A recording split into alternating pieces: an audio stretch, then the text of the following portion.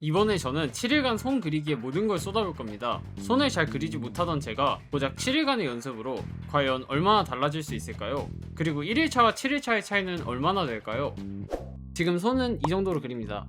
이 컨텐츠가 제가 손을 그리는 것에 만족하지 못해 시작되어서 7일차에는 이 손을 지금 그리면 어떻게 그릴까 하는 마음으로 다시 그려보려 해요. 7일을 효율적으로 활용해보기 위해 계획을 세웠는데 그중 오늘은 이 3개를 해볼 겁니다.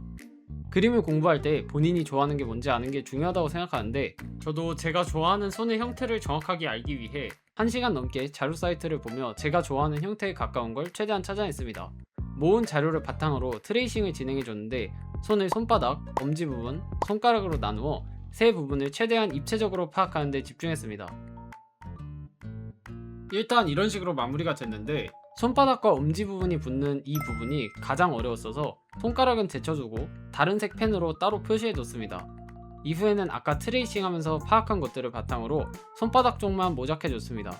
그냥 처음부터 모작을 하려 하면 어려웠을 텐데 자료 수집이나 트레이싱을 하면서 관찰했던 것 덕분인지 아무것도 모르고 모작을 하는 것보다는 수월하게 할 수 있었습니다. 중간중간 메모장을 활용해 제가 얻은 모든 지식적인 부분과 그리면서 얻게 된 그릴 때 도움되는 팁을 적어나가줬어요. 자, 이렇게 마무리를 했는데 틀린 부분을 빨간색으로 표시한 것 덕분에 어디를 모르는지 한눈에 볼 수 있었습니다. 아까 어려웠던 엄지 부분은 맞게 그린 것이 많아 좋았지만 여전히 많이 틀렸고 손가락이 어디에 붙는지 모르는 것 같더라고요. 손가락을 포함해 모작해본 것 위에 예쁘게 형태를 잡아보려 했지만 아직 숙련도가 낮아 시간도 오래 걸리고 예쁘게 나오지 않더라고요. 그렇게 막막한 마음으로 1일차를 마무리했습니다. 오늘은 본격적으로 해부학을 해볼 예정인데요. 왜 1일차에 바로 하지 않았냐면 모든 정보를 한 번에 얻으려 하는 것보다 어느 정도 해보고 계속 틀리는 부분을 공부함으로써 메꾸는 게 좋다고 생각했습니다. 그래서 어제 계속 틀렸던 손가락 부분과 엄지, 새끼손가락 근육을 중점적으로 관찰해줬어요. 참고로 사용한 어플은 이 어플입니다.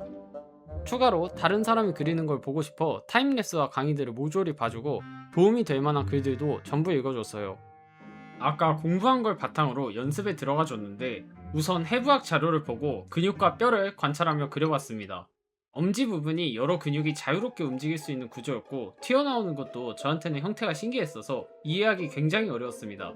하지만 저 부분이 입체감을 결정하는 중요한 부분 같아서 더 신경 써서 공부했습니다. 몇 번 더 해보고 이제 모작 연습을 해주려 하는데 여러 강의들에서 말하는 공통점으로 단순화가 있더라고요. 그래서 우선은 단순한 도형으로 형태를 잡아보는 연습을 하고 나중에 예쁘게 그리는 걸 목표로 진행했어요. 보시는 것처럼 예쁘게 하는 것보다 손의 형태를 잘 지켜서 그리는 걸 목표로 해봤는데 도형화가 좀 어려울 때는 자료 위에 트레이싱처럼 도형화를 해보고 그걸 보며 다시 백지에 그려보니 좀 할만했습니다. 확실히 어제보다 많이 나아진 모습이었지만 그리는 시간을 줄이지 않더라고요.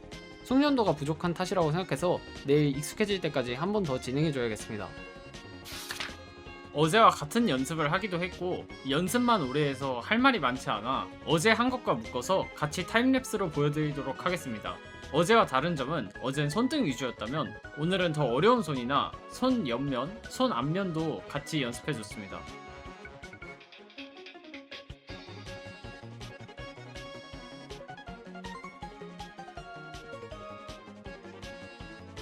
자, 이렇게 마무리를 했는데 하고 나서 달라진 점으로는 첫 번째, 그리는 시간이 정말 줄었습니다. 많이 그려보며 숙련도가 올라가 하나당 그리는 시간이 15분 정도까지 줄었습니다. 빨리 그리려고 한 것도 아닌데 자연스럽게 점점 빨라지더라고요. 두 번째로는 가려진 부분이 상상이 되기 시작했습니다. 원래 저는 옷에 조금만 가려줘도 어떻게 생겼는지 몰라서 대충 때우는 식으로 그렸지만 이제는 가려진 손을 그릴 때 가려진 쪽도 뭔가 모습이 상상이 돼서 그려보니 꽤 자연스럽더라고요. 이후에 제 손을 찍어서 확인했을 때 크게 틀린 부분이 느껴지지 않아 실력이 늘었다고 생각한 순간이었습니다. 4일차입니다. 오늘은 다듬기 전 제일 어려운 연습을 해보려 합니다. 바로 같은 손을 각도별로 회전시켜서 그려보는 연습인데요. 입체적으로 파악하지 못하면 불가능하지만 3일간 익숙해진 상태라면 할 수 있을 것 같았습니다. 그 전에 틀렸는지 확인할 방법으로 3D 모델을 사용했는데 5.0 퀼튜에 좋은 모델이 있어서 이걸로 진행해 주겠습니다. 자, 이렇게 모델을 불러주고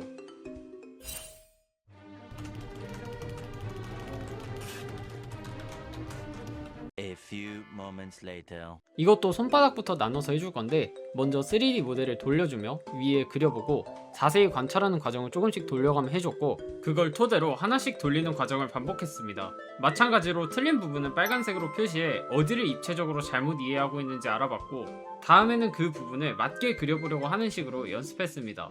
초반에는 진전이 없는 것 같았지만 하면 할수록 예상됐던 대로 입체적으로 파악하는 데 도움이 되었고, 이해하기 쉬운 형태를 계속 생각하며 그리다 보니 앵글이 없는 손바닥은 무리 없이 돌릴 수 있게 되었습니다. 5일차에도 마찬가지로 돌리는 연습을 계속 해줬지만 모델 돌리는 게 안 익숙해서 모형을 하나 사봤습니다.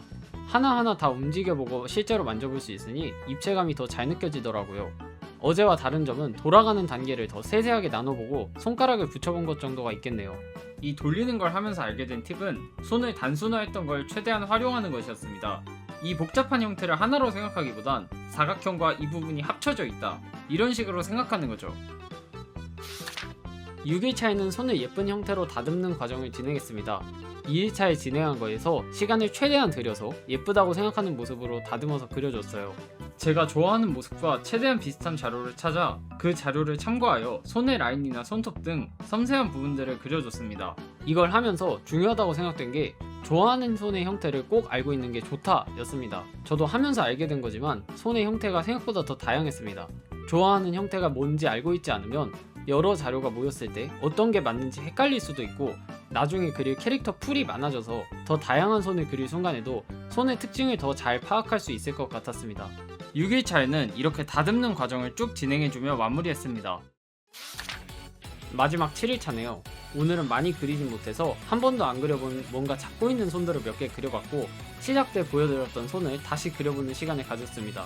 저 손을 그릴 당시에는 못 느꼈지만 지금은 문제점들이 보였는데, 손의 입체감이 잘 안 느껴지고 손톱도 안 그려서 디테일이 부족했고, 손가락들이 다 똑같이 그려져서 좀 어색해 보였습니다.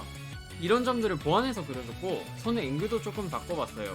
저는 지금이 예전보다 확실히 나아졌다고 생각했는데 아닐 수도 있으니 잘 그리는 분에게 어느 쪽이 더 좋냐고 물어봤습니다. 지금 손이 더 잘 그린다는 평을 받았고, 이렇게 7일간 손 그리기가 마무리되었습니다. 지금 그리는 게 당연히 완벽하지는 않지만 앞으로 더 발전할 테니 구독하고 지켜봐 주시면 감사하겠습니다. 하면서 느낀 점을 말해보자면, 생각했던 것만큼 어려웠고 손이 왜 가장 어렵다고 평가받는지 느낄 수 있었습니다. 형태가 복잡하여 단순한 도형화로는 해결할 수 없던 부분이라든지, 움직임이 자유롭고 형태가 너무 많이 바뀌는 점이 어렵게 다가왔고, 아직도 잘 못하겠는 섬세한 라인의 표현은 잘하시는 분들이 얼마나 손을 많이 그리고 관찰했는지 알 수 있었습니다. 이 영상에 대한 평가나 제가 놓친 손 그리기에 관한 팁이 있다면 댓글에 자유롭게 남겨주세요. 영상 봐주셔서 감사합니다.